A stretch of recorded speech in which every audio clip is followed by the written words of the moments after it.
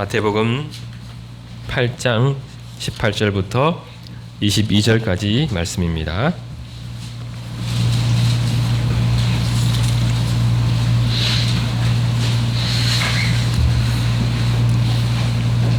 마태복음 8장 18절부터 22절까지에 있는 하나님의 말씀을 들으십시오. 예수께서 무리가 자기를 에워싸는 것을 보시고 건너편으로 가기를 명하시니라.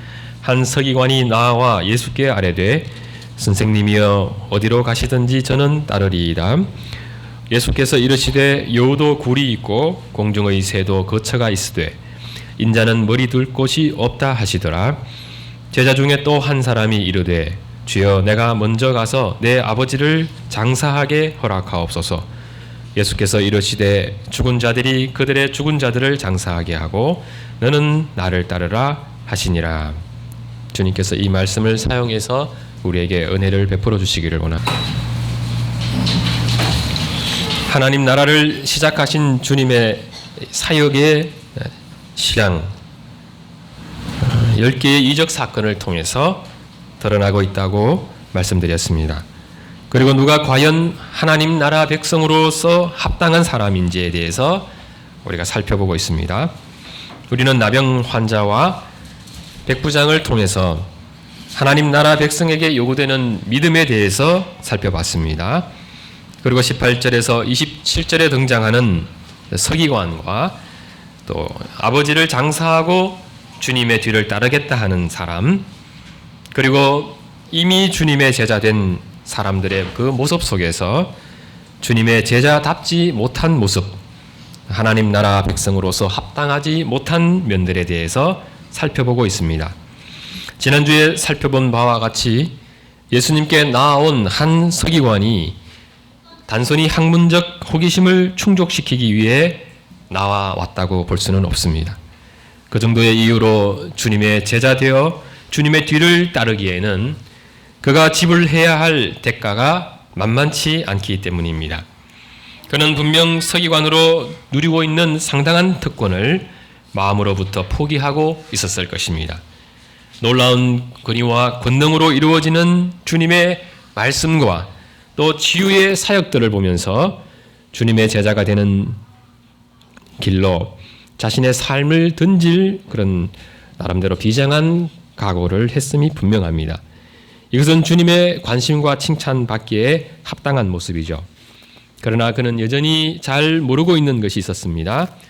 주님의 제자가 되는 것은 어떤 희생도 감수하겠다는 비장한 각오로 되는 것도 아니고 주님을 통해 이루고 싶은 나의 꿈과 삶의 목표가 얼마나 명확한가가 제자의 삶을 살아낼 수 있는 비결도 아니라는 것입니다. 예수님은 그에게 여우도 굴이 있고 공중의 새도 거처가 있으되 인자는 머리 둘 곳이 없다고 말씀하셨습니다. 이것은 서기관의 마음속에 여전히 남아있는 그 기대가 무엇인지 잘 알고 들려주신 말씀입니다. 서기관이 볼 때 주님의 삶은 힘은 들기는 했지만 많은 사람들로부터 존경받고 추앙받는 삶처럼 보였습니다. 주님에게서는 고난 너머에 있는 그 영광을 얼마든지 기대해 볼 수 있습니다. 그런 기대로 가득 찼을 서기관에게 주님의 말씀은 마치 찬물을 끼얹는 것과 같죠. 내가 나를 따라 봐야 별 볼 일 없다는 것입니다. 이 삶이 고생 끝에 낙이 오는 삶도 아니고 또 내가 상상하는 것과 달리 내 삶은 그저 거처도 없이 떠도는 거렁뱅이와 같은 삶이라는 것이죠. 그러므로 꿈 깨라 하는 것입니다. 이러한 주님의 말씀을 들을 때 서기관은 심각한 고민에 빠질 수밖에 없습니다. 서기관은 당연히 예수님의 제자도 되고 또 자신의 꿈도 이루는 이 두 가지를 함께 생각했을 것이기 때문이죠. 그러나 주님은 그런 마음으로는 내 제자가 될 수 없다고 분명히 말씀하셨습니다. 이 세상의 영광에 대한 미련을 버리지 못하고서는 내 제자가 될 수 없다는 것입니다. 오늘날 그리스도인들 가운데는 신앙생활을 하나님을 잘 믿어서 자아를 성취하는 것으로 착각하는 분들이 있죠. 주님도 잘 믿고 또 이 세상에서 내가 바라고 꿈꾸는 그 삶도 성취할 수 있으리라 생각합니다.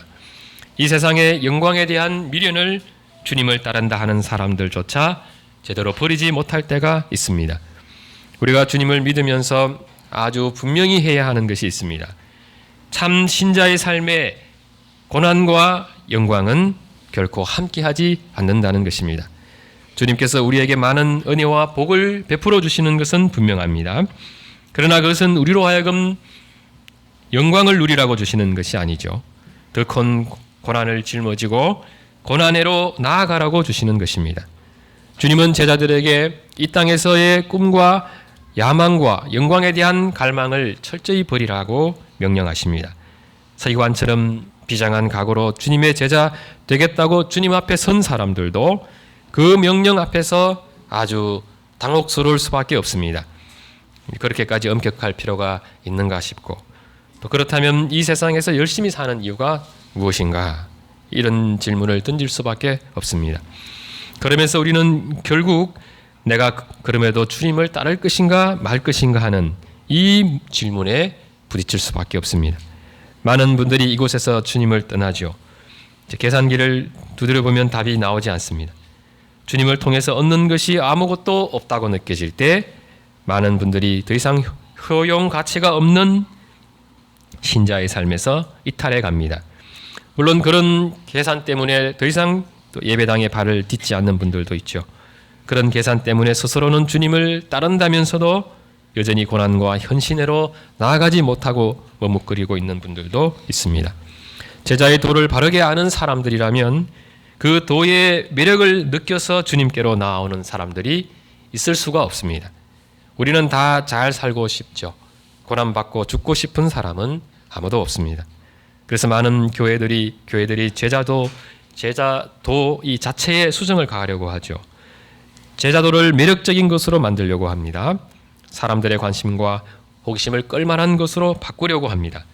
주님을 잘 믿으면 내 범사가 잘 된다고 말하고 싶은 것입니다.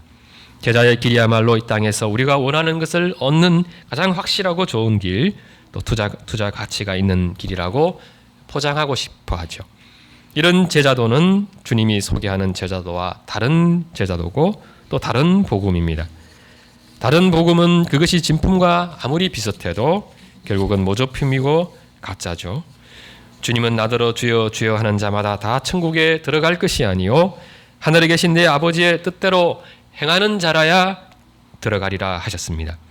우리가 주님의 말씀을 대할 때 주님의 말씀이 내 가치와 철학에 맞는가 맞지 않는가 하는 것은 중요하지 않습니다. 내가 행할 만한가 그렇지 않은가도 중요하지 않죠. 나에게 얼마나 유익이 되느냐 유익이 되지 않느냐 하는 것은 더욱더 중요하지 않습니다. 우리에게는 나에게 유익한 것이 좋은 것이고 중요한 것이 있을 때가 많지 않습니까? 그러나 중요한 것은 언제나 주님의 뜻이고 주님의 뜻을 헤아리고 그 뜻에 반응하는 것입니다. 주님께서 서기관에게 들려주신 말씀은 서기관의 마음을 불편하게 만드는 말씀이었습니다. 얼핏 보면 너가 그 정도 각오 가지고 내 제자 되겠느냐, 자존심을 건드리는 무시하는 말투처럼 느껴질 수도 있습니다. 그런데 주님께서 이 말씀을 들려주신 진짜 이유가 무엇이겠습니까? 이제 너의 생각을 내려놓고 내 말에, 내 뜻에 주목하라는 것입니다. 그러면 서기관은 이 질문을 또 던질 수밖에 없습니다. 그 주님은 어떤 분이신가? 내 꿈과 예수님 둘 다 얻을 수 있다고 생각할 때는 이것을 고민할 필요가 없습니다. 그러나 둘 중 하나를 선택해야 한다면 이는 아주 심각한 고민이 됩니다. 예수님이 내 인생 모든 것을 포기하고 붙들 만큼 그렇게 가치 있는 분이신가? 많은 사람들이 주님을 떠나갈 때 한 번은 주님께서 제자들에게 물었습니다. 너희도 가려느냐? 주님을 떠나갔던 사람들뿐만 아니라 우리도 가끔은 주님에게서 아무런 매력도 느끼지 못하고 무리들처럼 주님으로부터 떠나갈 때가 있습니다. 신앙생활을 열심히 하나 무슨 상관이 있는가 하고 우리가 머뭇거릴 때가 있죠. 그때가 주님께서 우리에게 동일하게 너희도 그러면 가려고 하느냐 하고 물으시는 때입니다. 이런 질문과 다시 맞닥뜨리면서 우리는 내가 왜 주님을 따르고 있고 주님은 나에게 어떤 분이신가, 대해서 다시 생각하게 됩니다. 그러면서 우리는 무엇을 훨씬 더 선명하게 발견하게 되는 것입니까? 주님이야말로 참된 보화라는 것입니다. 하늘에 쌓아둘 보화가 따로 있는 줄 알았는데 다시 봤더니 내 눈앞에 계신 주님이 보화입니다. 잠시는 내 꿈과 주님이 비교의 대상이 될 수 있으리라고 생각하죠. 그러나 주님을 다시 만나는 순간 우리는 그것이 얼마나 어리석은 것인지 알게 됩니다.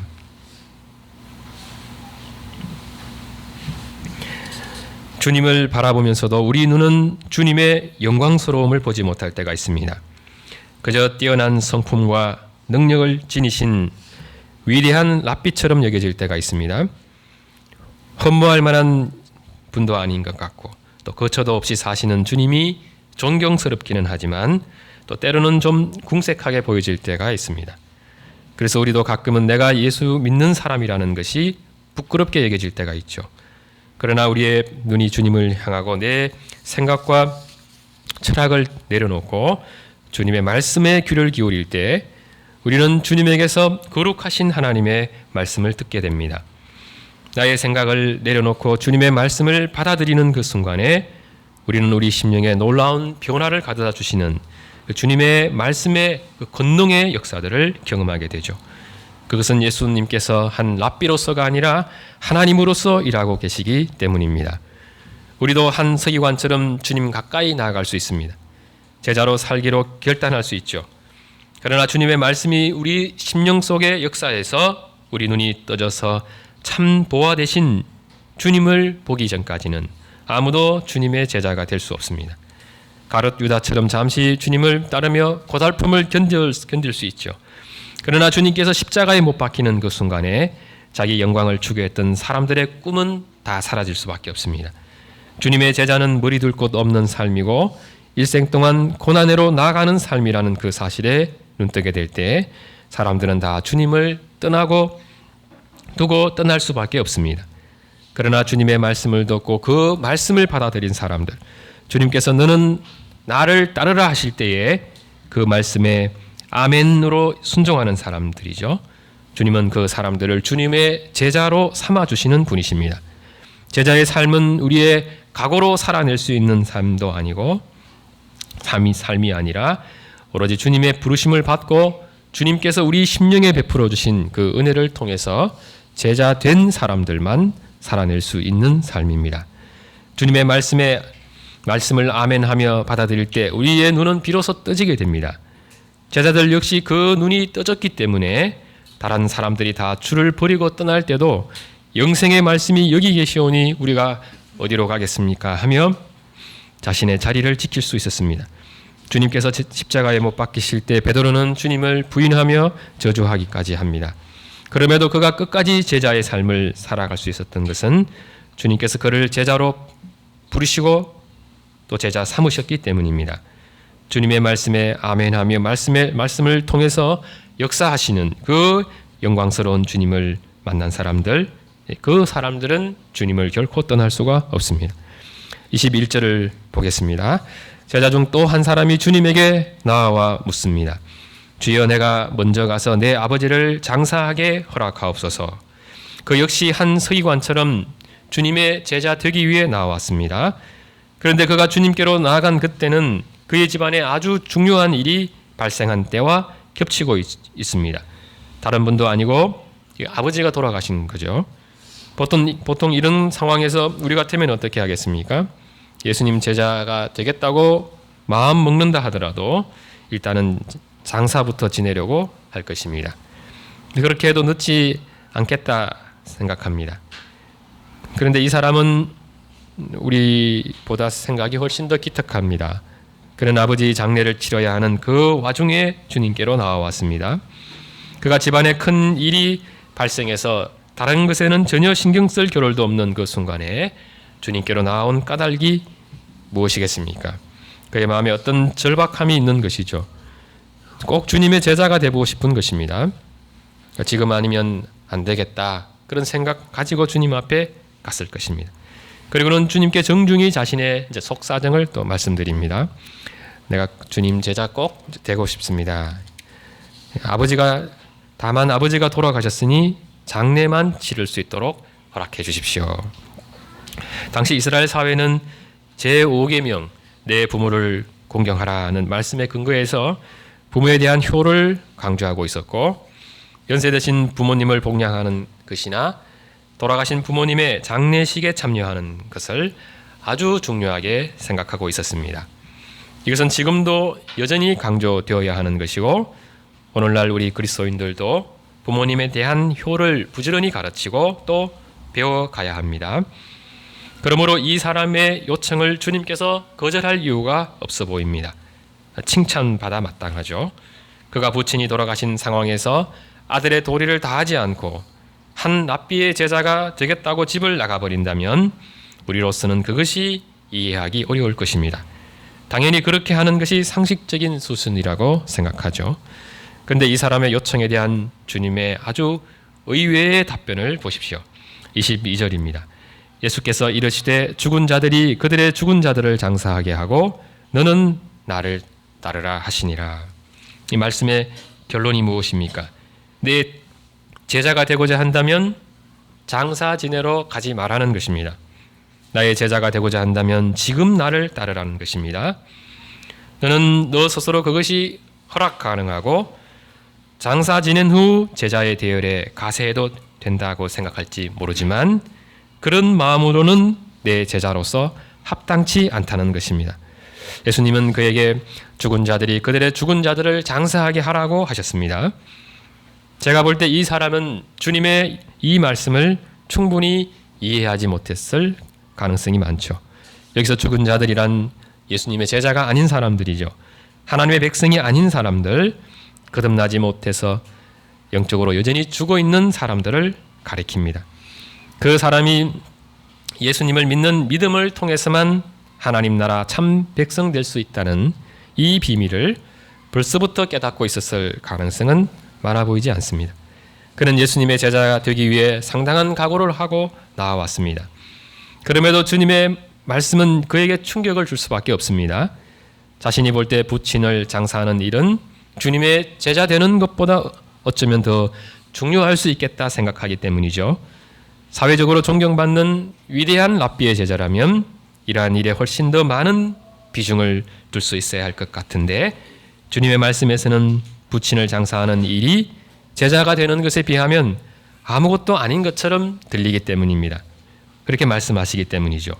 지금 부친 장사하는 것이 중요한 것이 아니라 나를 따르고 내 뜻에 순종하는 것이 훨씬 더 중요한 일이라고 말씀하고 있기 때문입니다. 이처럼 큰 충격을 받았을 이 사람 역시 이 순간에 다음과 같은 질문을 던지게 되죠. 도대체 주님의 제자가 되는 게 무엇인가? 부친 장사하는 일을 두고 주님을 쫓을 때 그는 가족들과 친지들로부터 아마도 너가 미쳤구나 하는 이런 비난을 들으면서 많은 핍박을 받을 수밖에 없을 것입니다. 자신이 볼 때 은혜롭고 지혜롭게 처리할 수 있는 문제를 주님은 더 복잡하고 또 극단적으로 처리하시는 것처럼 여겨질 수 있습니다. 주님의 제자가 되는 것이 중요한 건지는 알겠지만 부친을 장사 지내는 일을 포기하면서까지 따라야 할 만큼 중요한 일인지 한 번은 주님께 따지고 싶은 마음이 턱 밑까지 차올랐을 것입니다. 이 사람처럼 주님께 제법 가까이 나아갔던 사람들이 도무지 이해되지 않는 주님의 이러한 요구에 실망하며 떠나갑니다. 주님을 믿지 않는 사람들은 나 외에 다른 신을 두지 말라 하는 이 말씀이 이해되지 않습니다. 다른 종교에 대해서 너무 배타적인 그 편협함에 실망하죠. 예수님을 믿어야만 구원받는다 할 때에 어디로 가도 결국 정상으로 가기만 하면 되는 것이 아닌가 하며 눈살을 찌푸르는 분들이 많습니다. 스승의 뜻도 중요하지만 인간은 다 자기 뜻이 있고 그 뜻은 여전히 존중되어야 한다고 생각합니다. 서로 대화하고 타협하며 갈 수 있는 것에 대해서까지 예스와 노만 요구하시는 그 주님은 너무 극단적인 것 같아서 실망하는 분들이 많습니다. 특히 요즘 사람들은 자기 생각과 자기 생각만 주장하고 그것을 타인에게 강하게 요구하는 태도는 바른 태도라고 생각하지 않죠. 그런 사람을 좋아하지도 않습니다. 그래서 교회의 설교를 한두 번은 참고 들어줄 수 있지만 계속 들어주는 것은 거의 불가능합니다. 주일에 예배를 드리는 것에 최우선권을 두도록 가르치는 교회는 답답하게 느껴질 수밖에 없습니다. 그런데 주님은 이 정도만 요구하시는 것이 아니죠.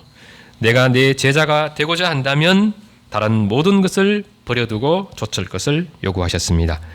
제자들에게 배와 그물을 두고 좇을 것을 요구하셨고, 세관에 앉아 있었던 마태에게 너의 직업을 버리고 나를 따르라고 명령하셨습니다. 부친을 장사 지내고 오겠다던 이 사람에게 죽은 자들이 그들의 죽은 자들을 장사하게 하고 너는 나를 따르라 명령하셨습니다. 이러한 명령은 사람들이 상식적으로 도무지 순종할 수 없는 명령입니다. 너의 직업도 버리고 꿈도 버리고 네가 따르는데 걸림이 되는, 나를 따르는데 걸림이 되는 것, 그 어떤 것이라도 버리고 나를 좇으라고 할 때 그야말로 자신의 생명 전체죠. 인생 전체를 주님께 던지려고 하는, 그처럼 특별한 각오가 없이는 누구라도 주님의 제자가 될 수가 없습니다. 만일 우리가 주님을 믿기 전에 주님의 제자 되는 것이 어떤 것인지를 제대로 알았더라면 우리 가운데 자기 발로 주님을 찾아가서 주님의 제자 되겠다고 할 사람들은 아무도 없었을 것입니다.